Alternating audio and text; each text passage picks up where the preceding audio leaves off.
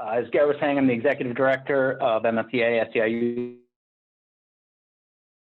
Local 1989. We represent about 13,000 nonprofit service providers as well.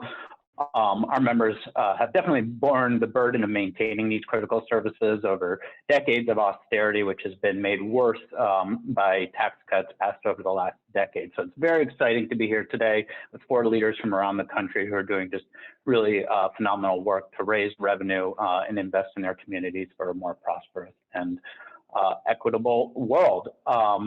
So I wanted to actually just sort of dig right in today and start off maybe just asking all of our wonderful panelists to introduce yourselves, talk a little bit about your organizations, what has brought your organizations to working on revenue campaigns, and a little bit about any of the campaigns that you've been working on over the last couple of years. So Amber, I would love it if you could start us off today. Morning, everyone. It's so good to be here. Good to see your faces for those who I can see, and just really appreciate being here. My name is Amber Wallin. I'm the Deputy Director at New Mexico Voices for Children in Albuquerque, New Mexico. And born and raised in New Mexico, I'm lucky to be able to advocate for a lot of the communities that I came from, communities of color, families of children, people who haven't always had a seat at the table of power, and feel very fortunate to do this work and to be in this work with all of you. As a child advocacy organization, we're always asked, why do we work so much on tax policy? Why is tax policy kind of the keystone of all the work that we do? And the reason is because about 2 decades ago, we were founded originally by pediatricians, and we originally did a lot of health work and health and education work. And what would happen is that we would go into our state capital and we'd be asking for more money for really crucial programs for kids and for families. And, we always got the same, like, we love kids. We love kids, and we just love education, and it's so important to me too. But unfortunately, we don't have the money to pay for that program. And so we got into the business of figuring out how we can pay for programs, how we can raise revenue to ensure that all the programs for kids and families are well funded, how we can improve our outcomes for kids and families. And then the natural, follow up for that is the tax side of it. So much of our policy work that a lot of our partners do and that we do really focuses on the budget side and how we're spending our money. But we think maybe not enough on the tax side, the money that we're spending in tax expenditures, who those are going to, how those decisions are being made. Are those supporting families, or are those supporting big out-of-state corporations? Are they supporting low-income people of color, or are they supporting wealthy, top 1, top 5 percenters in our state? And so that's kind of at the heart of the work that we do, and where we come from when we do this tax and budget work. Thank you, Amber. Mario, you want to introduce yourself? Talk a little bit about the campaigns you all have been working on and how you all came to revenue. Yeah, so I'm Mario Moretto. I'm the communications director at the Maine Center for Economic Policy. I think that you're all pretty familiar with our work, given that you're at our conference today. But MECEP has been involved in campaign work in a lot of different ways over the years. I think some of the biggest work that we've done with partners were referendum campaigns to raise the minimum wage and to expand Medicaid in our state. But other work that we've done that maybe got a little less attention in terms of TV ads and electoral participation is a lot of work on the tax policy within the legislature.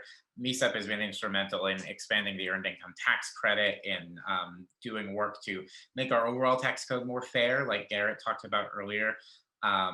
Even under Republican Governor Paul LePage, who did a lot of regressive work in the tax code.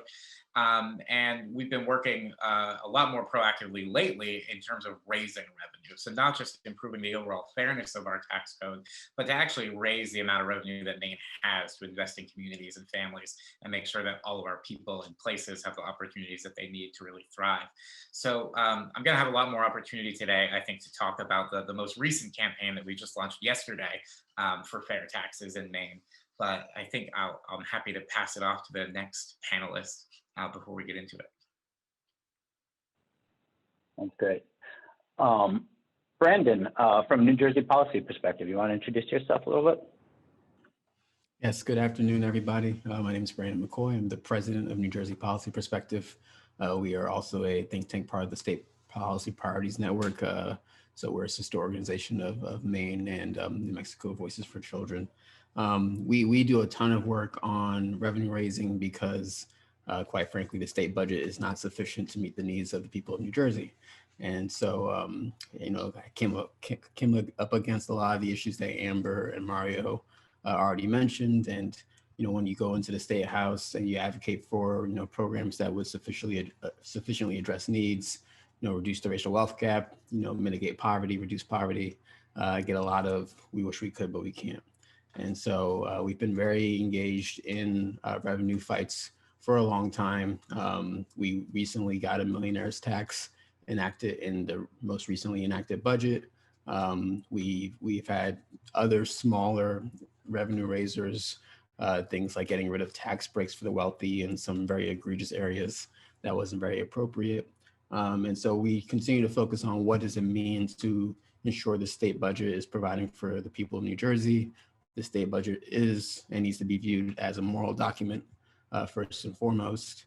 And that means that we are taking into account everybody's challenges and making sure we're investing in our assets, and our assets are both our unique, you know, sort of capital assets, but also our communities and our people. And so how do we grow and become a state where folks want to be here, not because taxes are low, but because, you know, we've got what's going on, we're what's happening, right? We have a great public education system that's got some disparities in it that we need to address. We have a transportation network that is key to our economic growth that needs to be improved. And we need to address the inaffordability of housing and higher education, and that none of that is made easier with tax cuts. And so just pushing back against a lot of the tropes and the you know, false theories that have led to trickle-down economics over years, and centering equity and being very clear and honest and forthright about the need for racial equity to be a priority has been part of our theory of change and part of our success. And so happy to share that with you today. That's great. Super excited to hear more about the successes in New Jersey in particular, I think. Claire, would you like to introduce yourself? Hey everyone, my name is Claire. I use she, her pronouns. I'm from the Groundwork Collaborative, which is a national partner to many of y'all, working to develop, socialize, and advance a coherent and persuasive theory of what the economy is and how it works for progressives.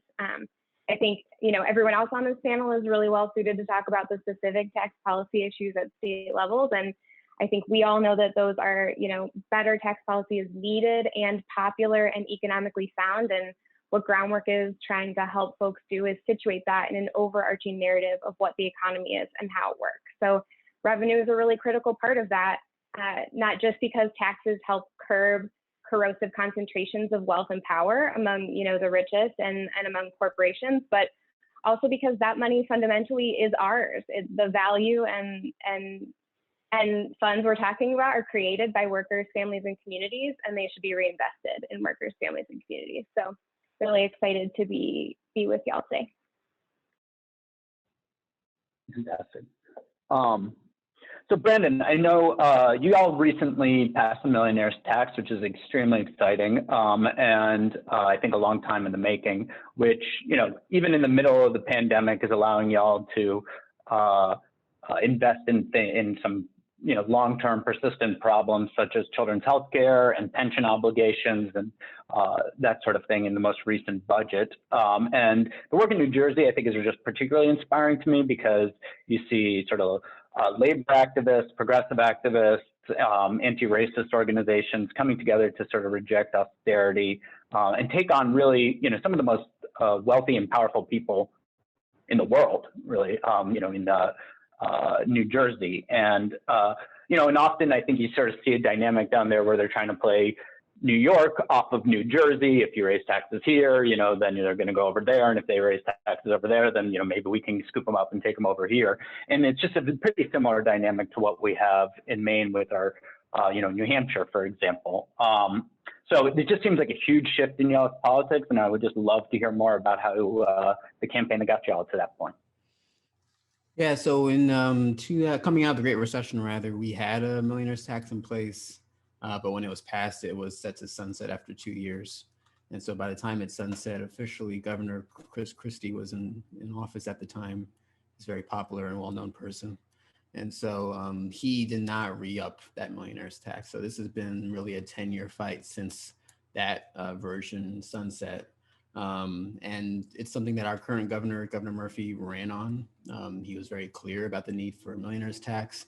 He had and continues to have a very progressive platform. We've accomplished a minimum $15 minimum wage. We're on our way towards pay sick leave, pay family leave, pay equity, driver's licenses for every resident, regardless of immigrant status. So there's a lot of things that we've been moving forward, but throughout all of that, we've made sure that speaking to the need for revenue is in every single one of those campaigns and messaging for all that, because a lot of people, and I'm sure you all deal with this, you sort of get to the bill signing, you have a very happy day, and then everybody goes away and just assumes that what we agreed would take place takes place. And that we know does not typically happen. Implementation is very challenging, and making sure that these programs are actually funded in a real way is an additional hurdle to get over. And so a lot of pushing for the millionaire's tax and other progressive taxation has been succeeded mostly by really centering the fact that we're a very diverse state. We have a very healthy African-American and Black population. We have a growing Hispanic Latinx population, a very strong and growing Asian and Southeast Asian population. And so when you sort of break down who pays taxes, how much of their income goes towards state and local taxes, you just see a very disparate picture along the lines of race. And when you look at the way that while we do have very high quality services and assets, like I mentioned, we have ranked #1 public education system. Even within that, there's a lot of disparity in the quality of education that more diverse districts receive than more white districts receive. And so just highlighting all that, being very clear about that, and then during the pandemic, especially talking about and being clear about how austerity and funding cuts have weakened and hamstrung our ability to respond to the current challenge. We put out some reports showing how budget cuts at the Department of Health, at the Department of Labor, at the Department of Community Affairs and Children and Families over the last 2 decades, there's been consistent budget cuts, which has led to staffing cuts. And so when people say, hey, we just need to tighten our belt, there's nothing left to tighten.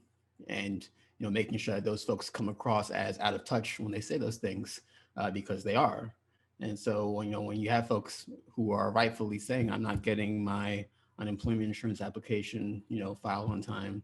I'm not getting through, or the Department of Health is not doing a good enough job in my community in dispersing, COVID tests and vaccinations. We can say, yeah, that's not a surprise. We understand why that's happening.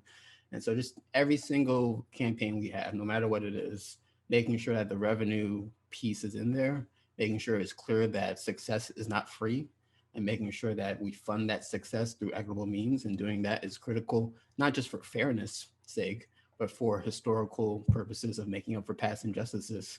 That's been really transformational. And it's really hard, it's really hard for the other side to sort of discount that. Because if we say, hey, our goal was reducing the racial wealth gap, what's yours? They don't really have good rebuttal. And so we've just been focusing on that and building our table, building our coalition. And so far, so good. Brandon, what were some of the objections that y'all found yourselves having to overcome and leading up to the millionaire's tax, and how did y'all push through those? The usual millionaire tax flight, people are going to leave, how dare you, typical stuff like that. And it's very interesting because New Jersey is already a very dense state. We're the densest state in the nation. We have the least space for construction, and we've kind of reached full build out here for the most part in our developable land. So when folks talk about being interested in growing, it's okay, well, growth doesn't come cheap. Growth is not something that you can just do. You can't just have, these trickle down corporate tax subsidies, even though we still do that a little bit, which is not too great. But you can't do that and then have all these businesses come here, like you say, they're going to come, opponents, and then we don't have the tax revenue to invest in the assets that are going to make sure they can remain here and be successful. So, doing a lot to sort of discount the millionaire tax flight narrative, Our high wealth households have grown sixfold since 1992. Some of that is due to inflation, but a whole lot of it is not. And then also just being willing and able to point to the fact that, hey, people choose to live here because of assets. We can point to people who've come here and lived here instead of Pennsylvania because we have paid family leave. People who live here instead of Pennsylvania because we have a higher minimum wage when you work at McDonald's here. And so pointing to that more often instead of just saying, hey, people can save another $1,000 on their taxes, and somehow if they can't save that $1,000, they're going to uplift their entire existence and leave their family and friends. Just sort of trying to show that as being, absurd on its face. And even if there are people that are going to do that, we should not and cannot base our tax policy around that. And so, yeah, so some of it has been a sort of very cold and calculated, analytical effort, but some of it has been a very strong communications effort of just saying these theories and sort of these tropes and these myths are silly and it's not 1982 anymore, so get over it. Love that. I feel like so often we hear just about how a story that represents us all as very, very sort of narrow economic actors and that don't find value in other things in our communities, and that the idea that taxes are the primary decision maker, the data just doesn't bear it out. Amber, I know you've been building a movement for years in state around making sure that your communities have the revenue they need for to be prosperous and to share in the prosperity that already exists. Can you talk just a little bit about how? But I think fundamentally, I listened to a talk that you gave not too long ago where you're talking about the process of moving your organization from being a very policy-focused organization to one that was really focused on building the power that you need to make all your great ideas possible. Could you talk just a little bit about, how that process took hold and sort of what you had to do to get there? Sure. I think one of the ways that we've had success in building long-term power, and so not only building better revenue systems and more fair tax policy, but really building the ways that those contribute to a long-term power for our communities. I think we had sort of an existential crisis years ago. It was 2016, and we were looking forward to our next big political opportunity, because all of this work, we all do research and analysis, but it also depends on the political landscape, obviously. And so we kind of identified moving forward, but we had kind of an existential crisis. Are we analysts or are we advocates? And, so much of our work is really cerebral, and we love our data. Everybody on this, I'm looking at Brandon and Mario and Garrett, we love our data, but as somebody like Claire would tell us, but we have to tell our story better. We can't just lean on the data for what's good policy. We have to be able to really communicate it. We have to touch people's hearts as well as their head, and really a willingness to be the advocates that brought us all to this work.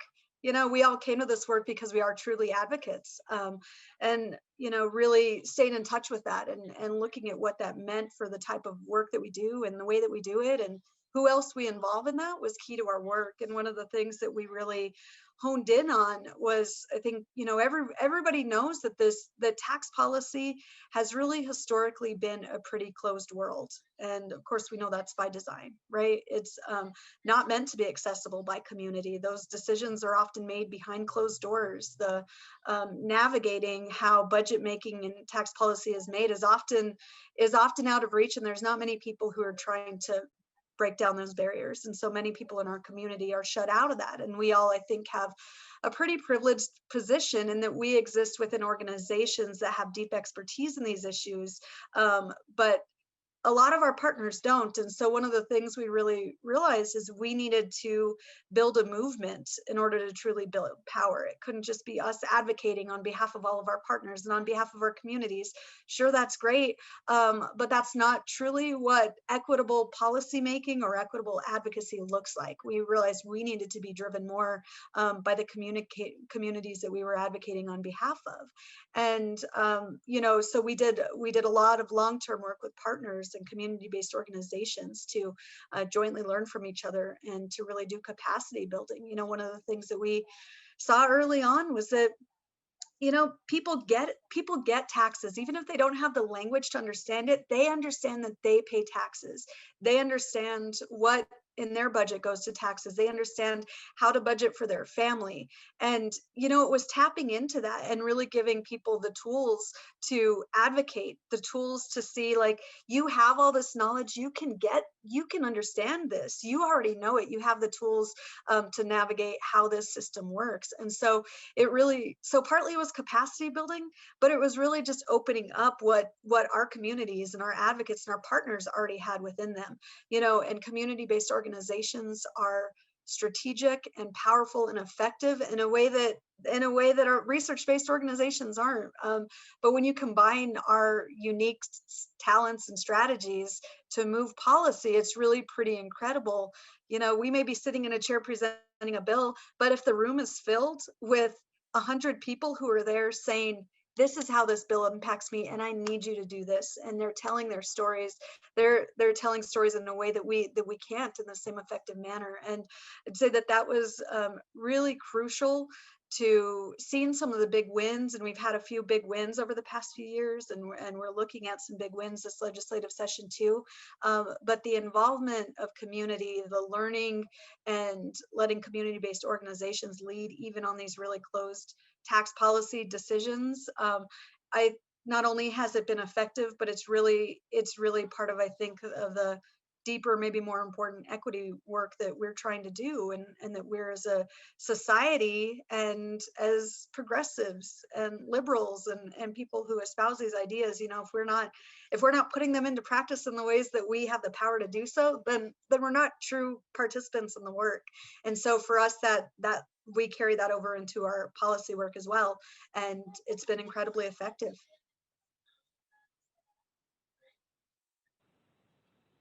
Thank you. Claire, I know we, every time I feel like we talk about revenue, we hear high income earners, as I was saying to Brandon, talk about how they're going to leave the state, businesses are going to leave the state, the economy will fail, and generally the sky will just fall.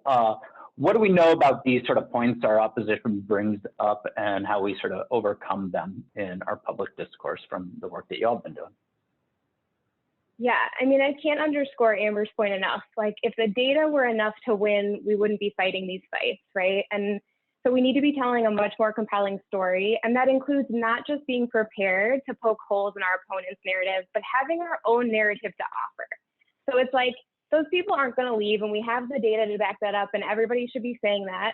But also, to Brandon's broader point, progressive revenue and then equitable, robust investment is about what your community will feel like. It will feel safe, it will feel healthy, it will feel thriving. We know that people don't understand what austerity is, broadly speaking, but they know what it's like to go a little bit stir crazy in line at the DMV. And they know what it's like to drive over a pothole. And we can articulate to people that all of that is a product of disinvestment over a really long time. And we can articulate to them that robust public investment will feel like different things. They can vision for themselves what a life where their government spends good money on their community will look like.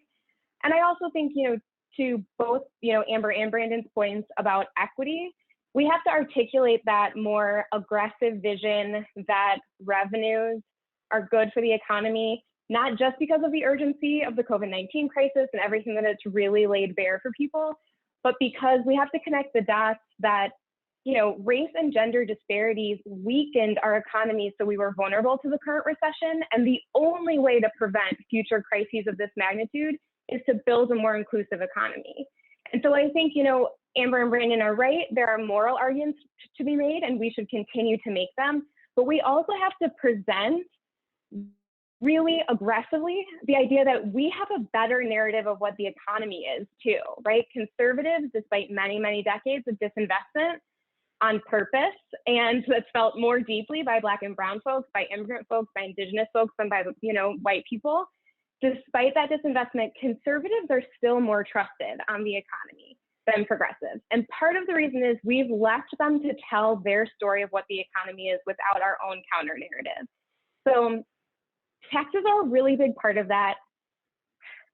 I would be a little bit remiss if I didn't mention that, moving beyond the process to the outcomes is also really important. Like Brandon and Amber have mentioned, our communities will be safer and they'll be more thriving. People will feel more secure in their home. People won't worry about their tax bill if they have enough, right? Like that, we have to really help people see that we're moving kind of beyond taxes as a punitive thing, like the government's taking our money. That's how we as a community collect and make spending decisions.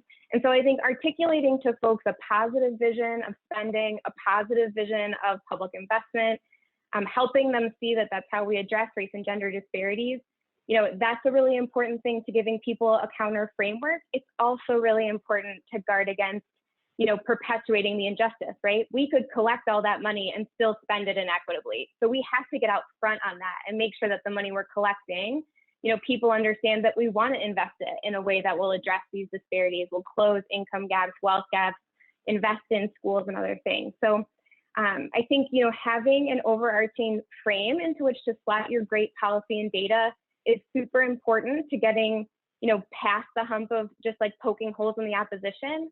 And also, like, we waste so much good energy among our allies chasing the opposition when the opposition isn't arguing in good faith.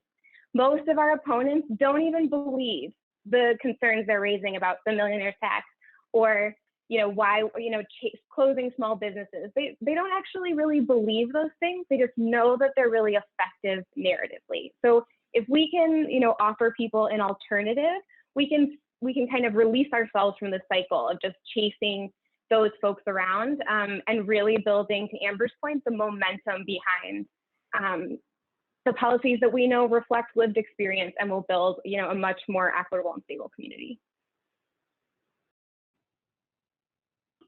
That's so important. I also feel like something you're talking about there is that, it's not just the inequities within spending, but the actual inequities within taxation, and really highlighting that as well.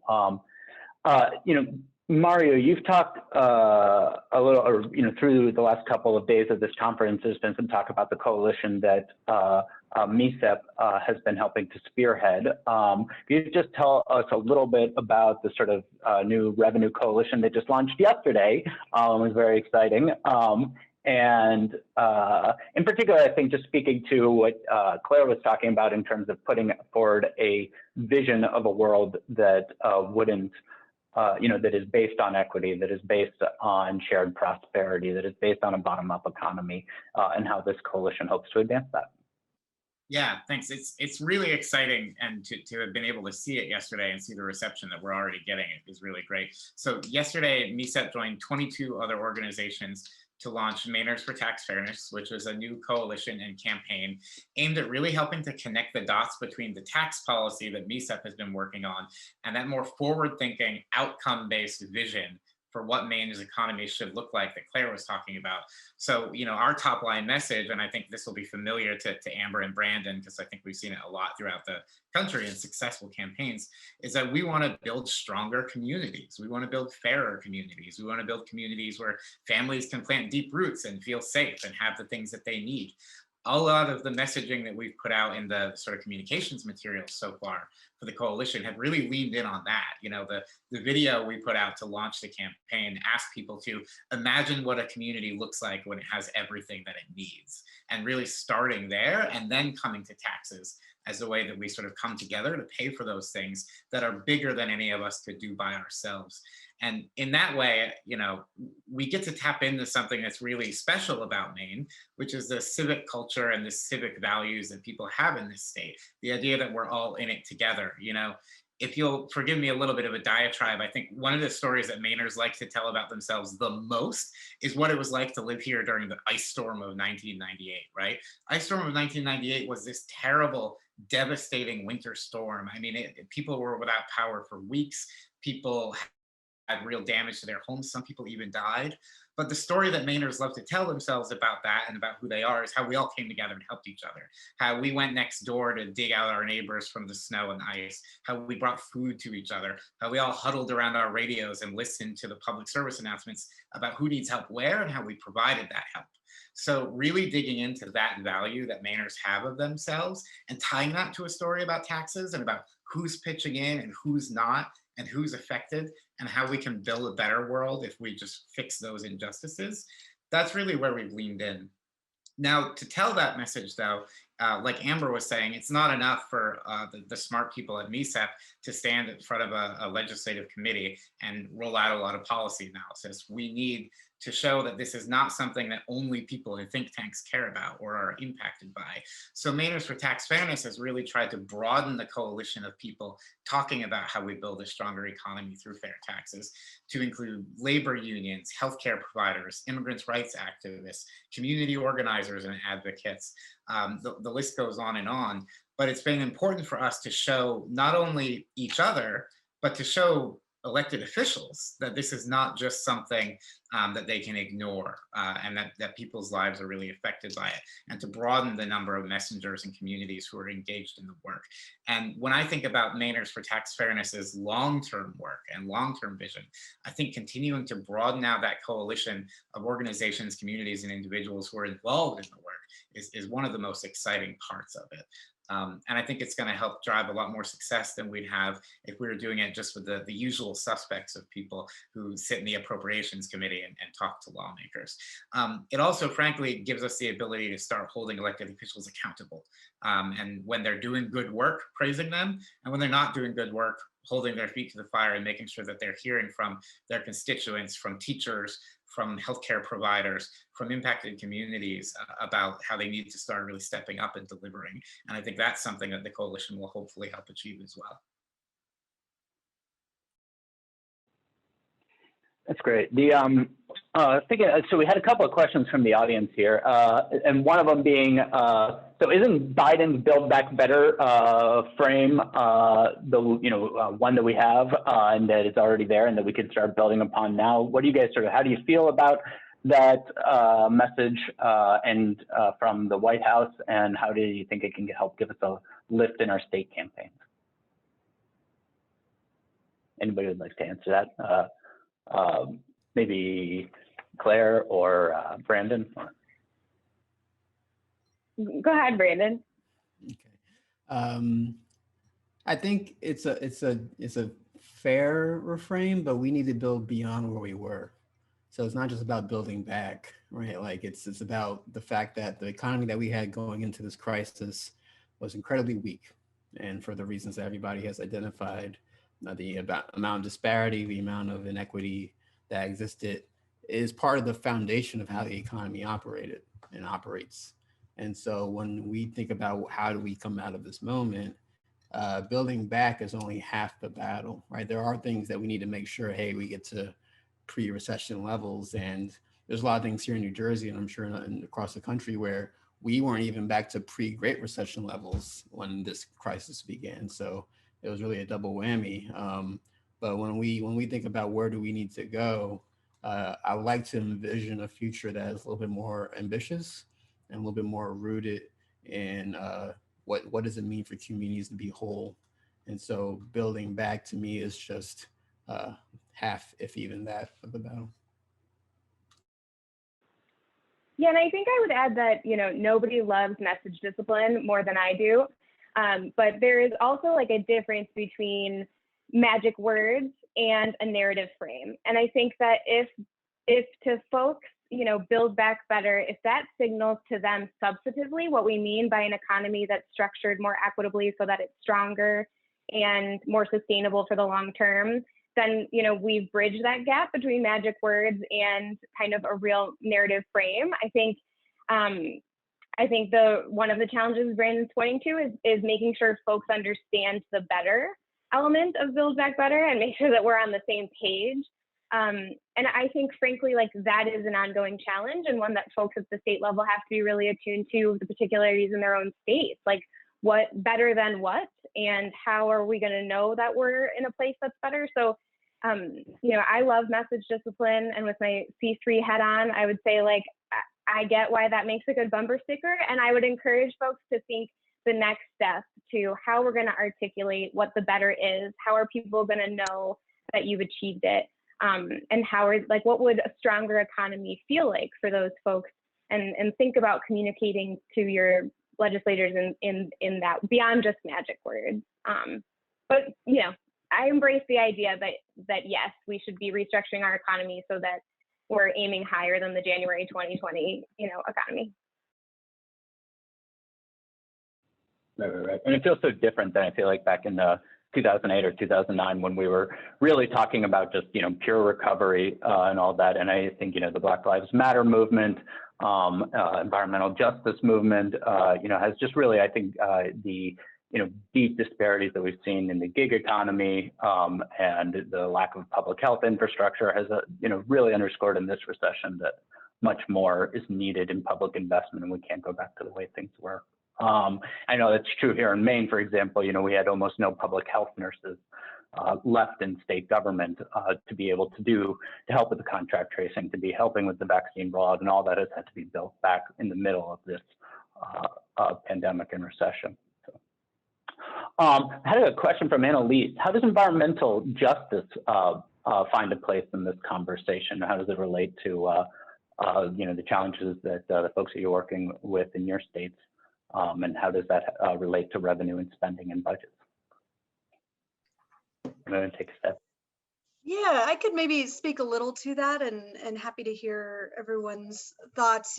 For us, we've increasingly done more environmental justice work, and for us, it really is so wrapped up in tax policy and in revenue. And I know part of that is like, to a tax policy wonk, everything looks like tax policy. To a hammer, everything looks like a nail, right? But really, for us in New Mexico, so much of our economy depends on the oil and gas industry, and so there's this widespread narrative that we should somehow be beholden to oil and gas because they provide so much funding for our education system, and it's like, oh, we don't want to hurt oil and gas. They so much of the revenue we bring in, about 30% of our general fund comes from oil and gas, but it's kind of this obfuscation of the idea that, they're also taking New Mexico's resources and benefiting from our land and harming our people, and disproportionately causing negative health outcomes for communities of color.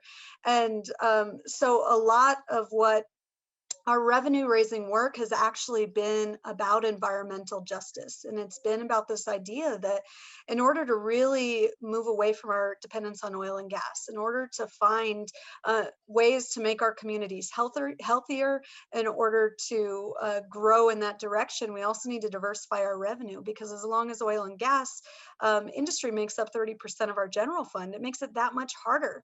We have to find additional streams of revenue. We have to diversify. We have to stabilize our revenue streams. And that all involves raising revenue from other sources, from our corporate income tax, from our personal income tax on high earners, from other streams of revenue. And so that's kind of a way that we've been able to do a lot of outreach and work with a lot of environmental groups, is getting everybody this idea. And I think everybody's touched on it, this idea that, in order to be successful in this work and to really state finances are just at the heart of so much of what we do, and we have to be stronger. We have to be a movement. Everybody has to be involved, and so that's been key to working with environmental groups, is getting everybody on that train of diversifying revenue and stabilizing.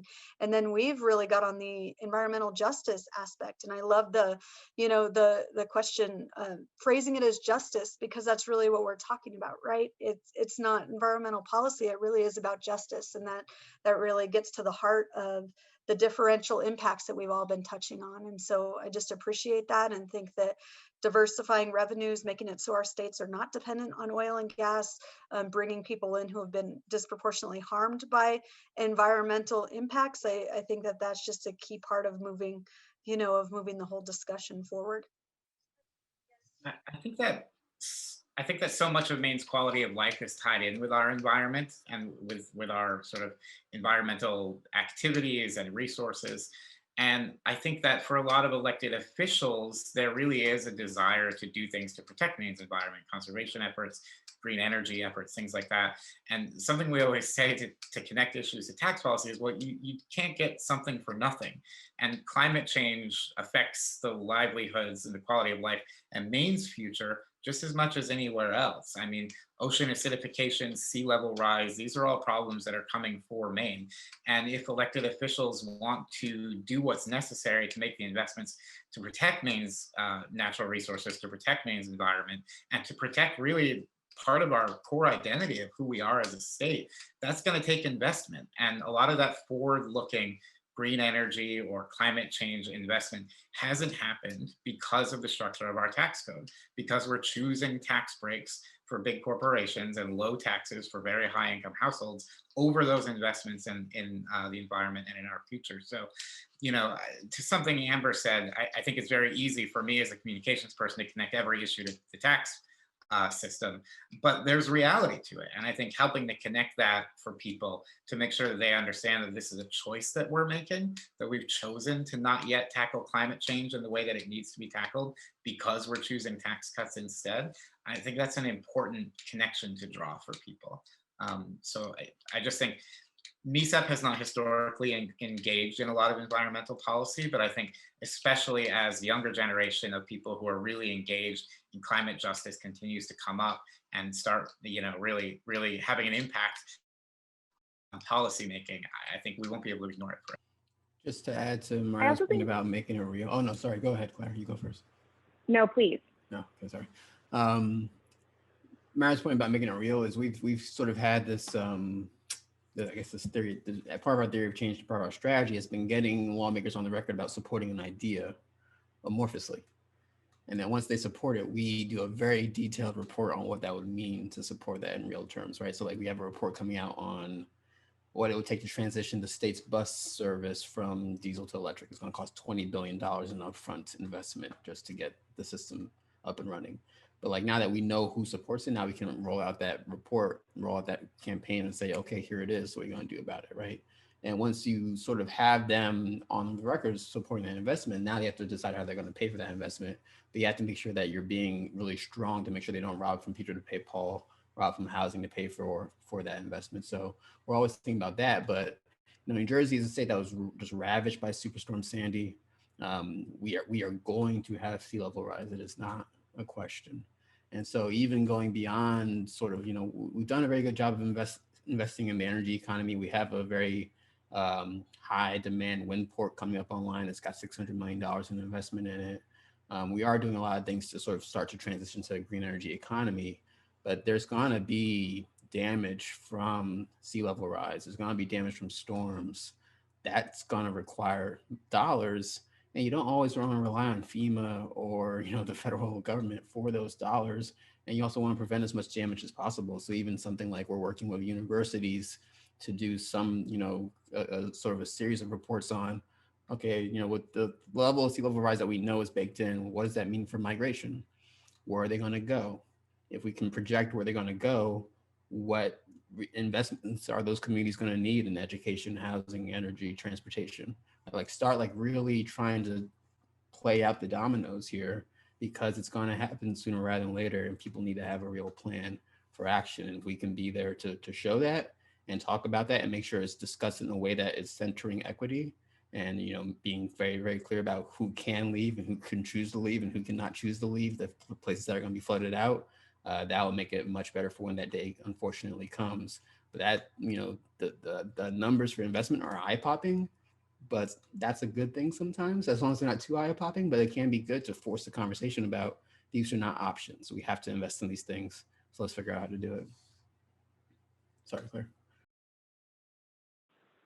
No, absolutely. I mean, I love that idea of getting people on the record and then like coming out with a sneak attack of a big policy report. I mean, I also think like the cost is cost, right? And it only gets more expensive the longer we don't address these things. And I think one of the really compelling reasons that, you know, Brandon and Amber and Mario have outlined of like connecting revenues with some of these persistent crises that long precede COVID, like racial injustice, like climate, is you can then prevent being, you know, at war with yourself. Like in the climate space, a lot of what we see, for example, from opponents is like, well, that's a job killer. But actually, you mean like these specific 10 jobs at this one company. It doesn't have to mean that our jobs as a state or a nation reduced by that amount, because we've then invested in this other thing. We've increased jobs over here. We've made our communities safer and healthier, and that means they're more financially stable and have more to put back into their local economy. So, you know, I am not a tax policy expert who sees tax policy everywhere, but I do see a narrative opportunity in all of these things to say like investing and addressing those challenges, it's part of building a stronger and more sustainable economy that serves all of us and addresses those persistent crises. So 20 billion seems like a lot in one report, but the cost is incalculable to not addressing those things, not just for our most vulnerable communities to like micro damage, right, to like one storm hitting and really destabilizing you, but to the long-term sustainability of our communities and our economy. Absolutely. Another question, I think, it can be, I think, a little bit scary for groups at the beginning to start advocating for revenue. If you've been years advocating for children or for education, or in my case, for public workers and the services that they provide in general, I think it could just be a little bit scary because all of a sudden, for years, a lot of organizations have really, focused on just advocating the urgency of their particular constituency, or the particular injustice, or the particular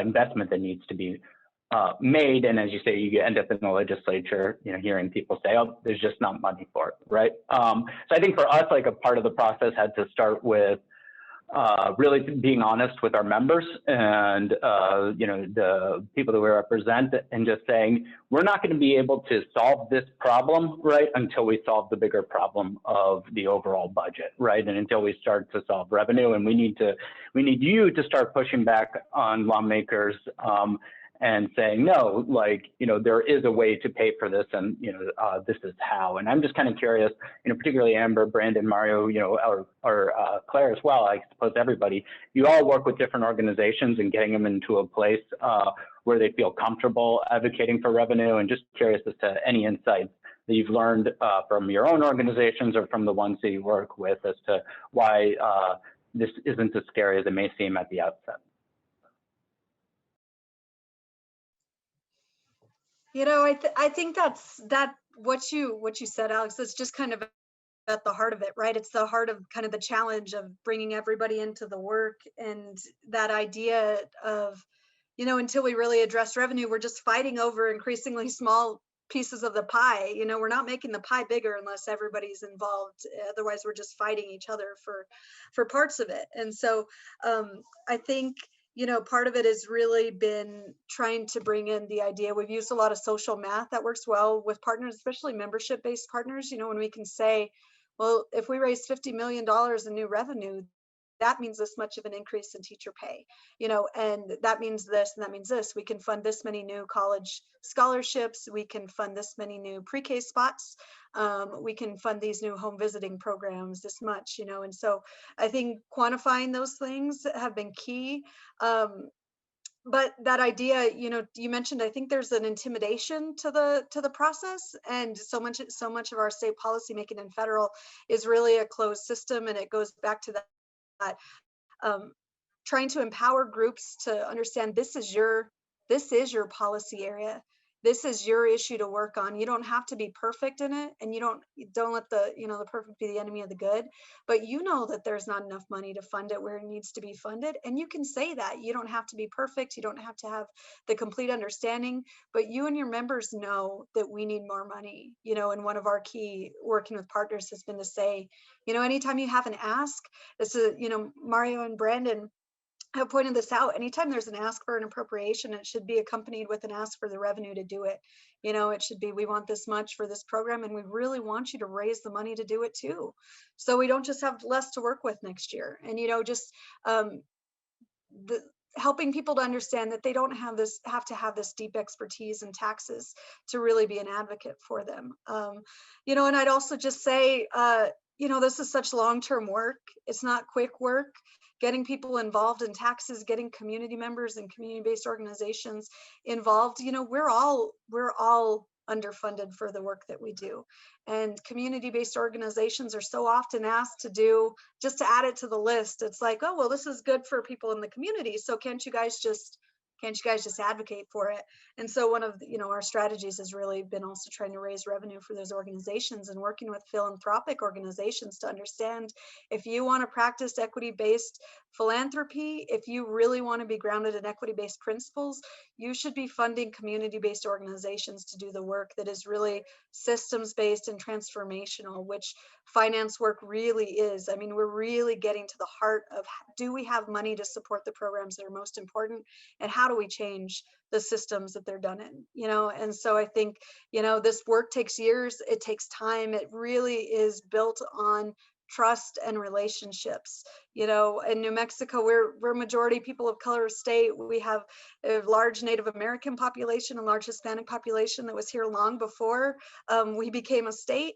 And there's a definite mistrust of other groups that come in and want to use community members for advocacy. And so it really takes years, it takes time, and it takes really resources in the ability to spend time building partnerships and growing together. So I don't know if there's any funders on this call or any people who donate to these types of groups, but the work that we all do really is based in power building, and it really takes long-term time and strategy and resources to do that work exactly that you talked about, Alex. That's great. So maybe just, we only have a few minutes left here. I would love maybe just to hear from each of you. This work, to Amber's point, is very difficult, and it's tough. It takes patience, diligence, guts, and I would just love to hear, you know, what is giving you the most hope right now that, you know, in the next, both this state budget season and the ones to come, we're going to continue to make progress on achieving a more equitable and prosperous world. So maybe Mario, if you'd like to start us off. Oh man, right in the hot seat. You know, it's challenging to say, but I think a lot in, like, 2020 was a garbage year, right? Like we all get that. But a lot of really inspiring things happened in 2020 that I think really translate to our work. I think whether it's the movement for Black lives or the electoral victories and the protection of voting rights in places like Georgia. And I think, frankly, the immense public pressure on elected officials in the face of COVID to do big things to help people. I mean, we're in a situation right now where you have Republicans supporting direct payments to people to get them through a hardship. Now, who's to say they're going to still support that when the immediate public health crisis is over? But I think people are really seeing the need for public investment to support people in a way that's just much clearer than I think it could have been in the past. And so I'm hesitant to talk about silver linings with all of this sort of like tragedy and crisis that people are going through. But I do think there's a tremendous moment of opportunity here in seizing on people's understanding of like what they and their communities actually need and how we're going to deliver those things long term, not just when we're in the middle of a pandemic. So I'd like to think that that's something we can build on, even as we sort of mourn and come to terms with all of the loss of the last year too. Absolutely. Particularly, I think the juxtaposition of the incredible needs out there and the ways in which government can step in, as they have during this pandemic, to fill them. But also, I think the incredibly disparate impact of the pandemic as well, in the way in which so many people are actually doing better because of the pandemic, and the way that that says something fundamentally about our economy. Claire, what's giving you hope? I don't know if I mean, hope is not like my core animating principle in times like these, but I do believe that cynicism is a luxury. So I will say that I try to find inspiration. I try to like sift through a lot of the BS to like the core inspiration in a moment. And so like for now, when I'm getting like furious about the national conversation over the minimum wage, I think about the fight for 15 starting 10 years ago with a really visionary ask and really building the power to shift the conversation. I think about, I get furious about inequality, but then I think about the conditions that created to pass, the millionaire's tax in New Jersey. I think about all of those, I try to look for the people who have been in this work for the long haul, who are watching in some instances their moment like come to the fore. And I try to identify a way to be there for them, to elevate, the long held vision for a more just and equitable economy, and really stand in solidarity with them, to affirm to people that their moment is here. I don't believe for one second, Mario, that folks are going to stick with us on these economic justice moments outside the COVID-19 pandemic because there's another election in 2022. But I do think that, we're going to win, and we're going to raise a lot of money via taxing the rich and corporations to do that, because because we need it and we demand it and we deserve it. It's crazy that the things that people are saying, weren't possible, but if you just keep up the demand, eventually, you never know when exactly it's going to break and you're going to be able to move across the finish line. Amber, it's giving you hope. Sometimes it's hard to find it, and I just really appreciate what Mario and Claire have said. I think they both nailed it.